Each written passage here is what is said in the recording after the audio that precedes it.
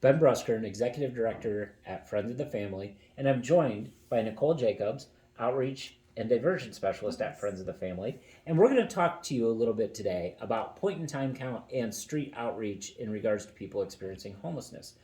Nicole, thanks for joining me this morning. Absolutely. Yeah, so just first, why don't you kind of tell the people a little bit about your role as the Outreach and Diversion Specialist here at FOF? Okay, I am super excited about my role as the outreach and diversion specialist. I am primarily in north central Iowa, and I go out actually onto the streets and I speak with people that are experiencing homelessness or are really struggling to stay in their homes, and I work with them to pull together outreach resources so that they can stay housed or get housed. Yeah. And we talked about point in time. It's one of those jargon things we like to use, right? We call it pit count in the industry, pit count. But point in time, it's a night in January when we go out. But do you want to tell everyone a little bit more about what pit count is? The pit count is like Ben said. It's one night, usually the last Wednesday, and we go out and do the same thing that I essentially do. Look for people that might be experiencing homelessness, talk to them, get them assessed so they can be on the coordinated entry prioritization list, and they can be pulled into a program to get housed. Yeah. And this year it was on the last Wednesday of January. Yep, It was a pretty cold night, it if was I very remember. cold. Yep. And when you were out, how many individuals did you come across? Do you remember approximately that evening? Yes, our group of people went out. We were able to reach about 20 people, and we did 5 assessments for people that were looking for resources to get housed, had no idea that we were even a thing. They didn't know that we had resources to help with housing. And of those 5 people that were assessed, 4 of them have been pulled into programs and are now housed. That's really awesome. And that was basically in the Mason City area where you Correct. worked. I know we also came across someone in Olwine and Mm-hmm. also in Charles City that evening. So it's not just kind of our bigger communities, Right. we're also seeing it in our rural communities when we're out. So, what is it like when you approach someone? This is kind of our first real time that Yeah. we've even found anyone on the street, so this Mm-hmm. was very different.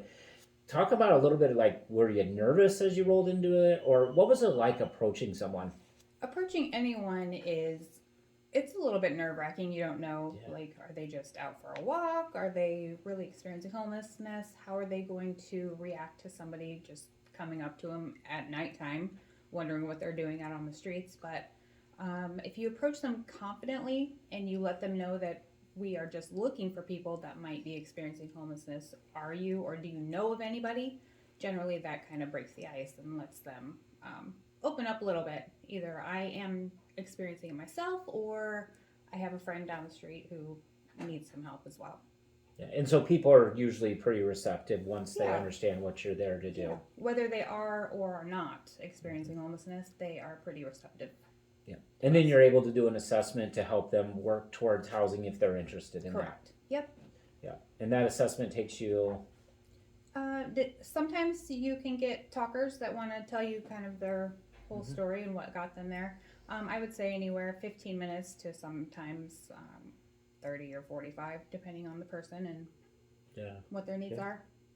Can you just real quick tell us what is your dream for street outreach? Because like you really live and breathe this. This I do. really I gives do. you energy. What is your dream for FOF and our street outreach program? I want the people in all of our communities to know that FOF is here and we are here to support everyone. Um, we don't discriminate based on anything.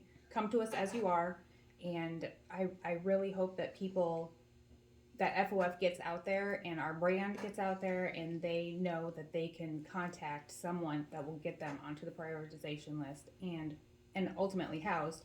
I really want us to be well known out there. I want us to be a household name, if you will. So you really live that vision of everyone has a I home. do. You believe that ending homelessness is just an important piece of what we do and that it's doable. And that excitement that you bring to work every single day really helps us drive towards that vision of everyone has a home. So I'd like to thank you for joining us for our first kind of foray into podcasting, or whatever you'd like to call this, to learn a little bit more about point and time count. Thank you, Nicole, for being here today. For having us. And I'm happy to be here. Awesome, and we will talk to you next time.